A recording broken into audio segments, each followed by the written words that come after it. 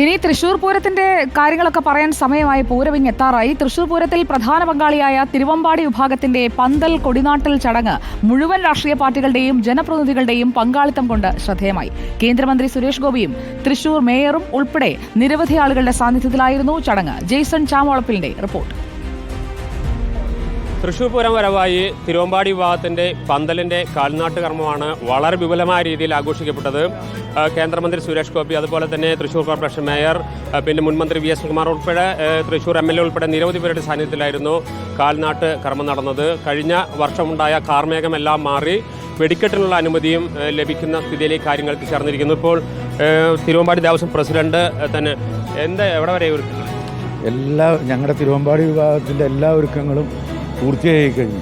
ഇനി ഇപ്രാവശ്യം ഏറെ പ്രത്യേകതയോടുകൂടിയാണ് ചമയ പ്രദർശനവും അതുപോലെ തന്നെ ഇന്ന് കാൽനാട്ട് കർമ്മം നടന്ന ഈ പന്തലുകളുടെ നിർമ്മാണവും. നേരത്തെ ഉണ്ടായ ആശങ്കകൾ വെടിക്കെട്ടുമായി ബന്ധപ്പെട്ടുണ്ടായിരുന്ന ആ പരിഹാരമായോ? നിയമപരമായിട്ടുള്ള പരിഹാരം? നിയമപരം എന്ന് പറഞ്ഞു കഴിഞ്ഞാൽ, അതായത് ഫയറിൽ നിന്നും 100 മീറ്റർ മാറി നിൽക്കണം, മാഗസീൻ ഇവിടെ പാടില്ല എന്നാണ് പറഞ്ഞിരുന്നത്.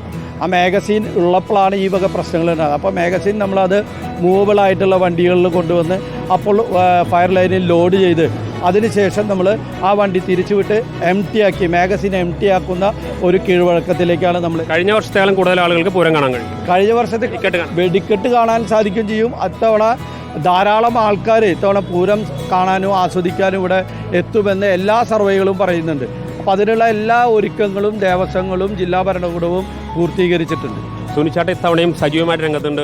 സുനിച്ചേട്ട കഴിഞ്ഞ തവണത്തെ ആശങ്കകളൊക്കെ ഒഴിഞ്ഞ് ഇത്തവണ ഗംഭീരമായി പൂരാവില്ലേ?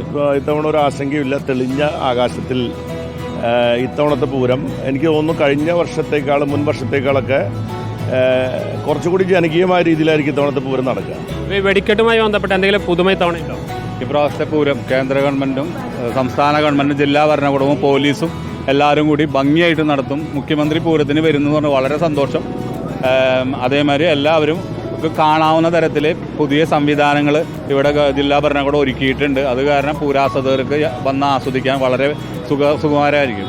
ഏതായാലും പ്രതിസന്ധികളെ ഊർജ്ജമാക്കിയിട്ടാണ് പ്രത്യേകിച്ച് പൂരം കമ്മിറ്റിയും അതുപോലെ തന്നെ നടത്തിപ്പുകാരെല്ലാം മുന്നോട്ട് പോകുന്നത്. അത്തരത്തിൽ പ്രതിസന്ധികളെല്ലാം മാറിയിട്ടുള്ള തൃശ്ശൂർ പൂരത്തിനാണ് ഇനി സാക്ഷിയാകാൻ പോകുന്നത്. Reporter Jaison, reporter Thrissur.